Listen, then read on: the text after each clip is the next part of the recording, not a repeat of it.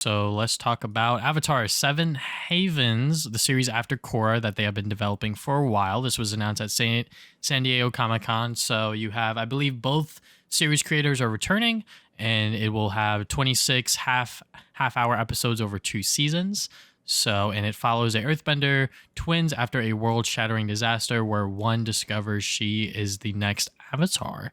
So, yeah, I mean, that is pretty exciting stuff. Obviously, Avatar has really had a huge resurgence as of late, especially during the pandemic, I would say. I think a lot of people were finally like, you know what? Let me go and sit down, watch some Netflix, finally see what the Avatar is about. What's this goddamn kids cartoon about? And they were like, holy this is like some really good, solid storytelling.